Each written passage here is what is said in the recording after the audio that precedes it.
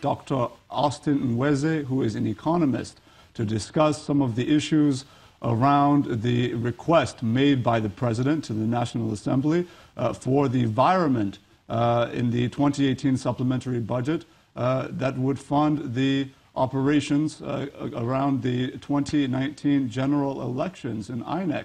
You're welcome to the program, sir. Thank you very much. So, there's been quite a bit of, talk on both sides of this issue. On the one hand, you have individuals that have the perspective that the president was kind of being a bit, let's just say bullying the National Assembly on this request. Others say that this is just a fair request in view of the fact that the monies being asked for transfer were put into the budget without consultation with the executive. What are your thoughts? Yeah, well, the thing is that, first of all, the budget originates from the presidency and is transmitted to the National Assembly. And I'm surprised that, that the thing was, maybe the presidency forgot or something to put it in the budget, or, and then the National Assembly remembered and said, okay, there's an election coming, let's put it in the budget. And, over the years, from the past, even from the democratic dispensation that, from 1999 and all that, during election years, two things happen. Government will try to find means of getting money to fund their campaigns. And also, the economy is also affected, in a way, because most of the monies that fly around are not productive money. They are just monies for elections. And this is not different from so you can understand why there is this fight, between the National Assembly and but again, it shows that the lack of political, sagacity of the president to be able to, really it shouldn't be a confrontational thing. Usually in the past, what the president usually, should, call the Speaker of the House, call the Senate President and a few other people, and they sit down, they settle this matter. And the Nigerians wouldn't even know about it, So that has been the distance. I'm surprised that this one is coming to the open as if there's a fight between them. So let's take a look at the background a little bit. Aside from in the 2018 budget, aside from the 100 billion naira set aside for the zonal intervention projects, there was the inclusion of approximately 6,000 projects at the rate of 578 billion naira. And the argument being made by the executive is that if the budget is increased, then the budget deficit, of course, would increase, and therefore we would be putting ourselves in a more precarious kind of economic situation as it relates to the budget. Do you buy that argument at all? Well, it's all about interests. It's not as much as if they care so much about whether the deficit will increase and all that. It's all about how do we fund 2019 elections. That is the major thing. Whatever happens to the economy, it's none of their business. Okay, after elections, they'll try and start building up again. But it goes to show that the system we run is so expensive that, size of Nigeria's economy is over less than $600 billion. 300 and something and 400 something billion dollars. And you find that the amount the system we run, the economy cannot even sustain it.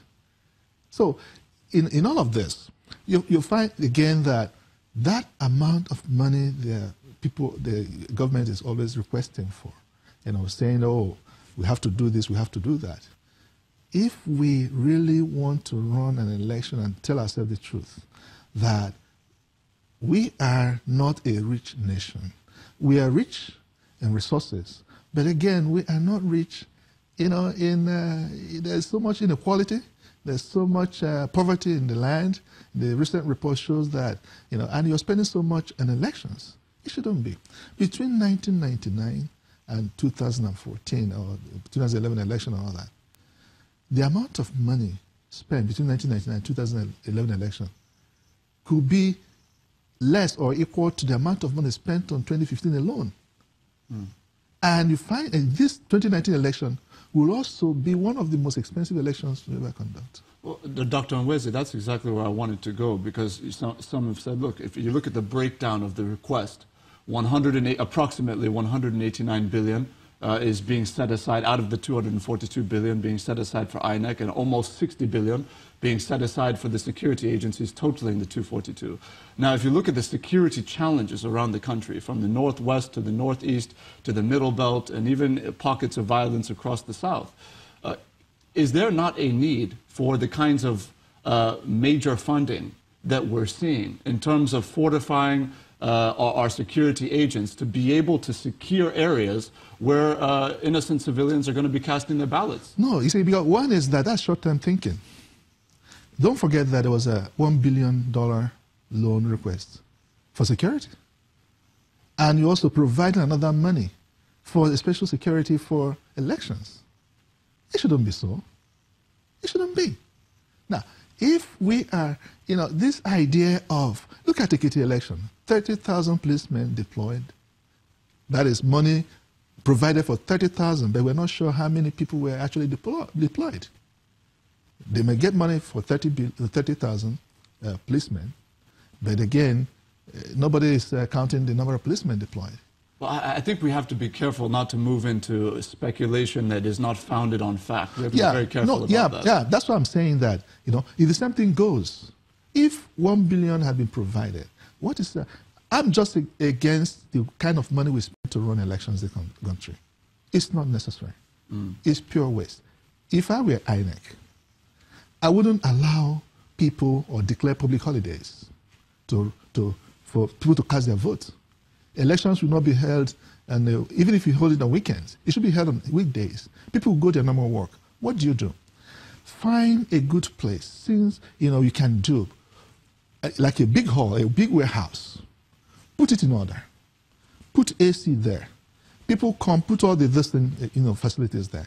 Deploy technology. Take a break from your office. Go and cast your vote. Go back to work.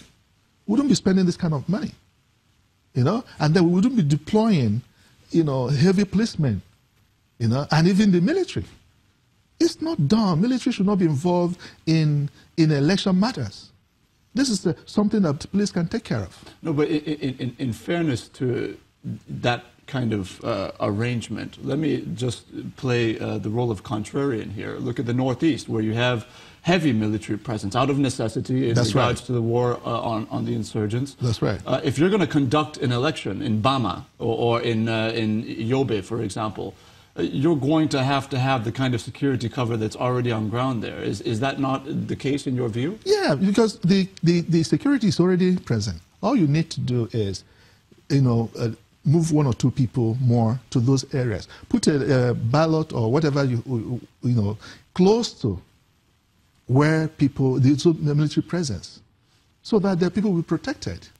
That's what it requires thinking, strategic thinking, or critical thinking. But we like I keep saying that those that benefit, they are being Machiavellian. Those that benefit from in a current situation, don't want to change. It's something that could be handled without spending so much money.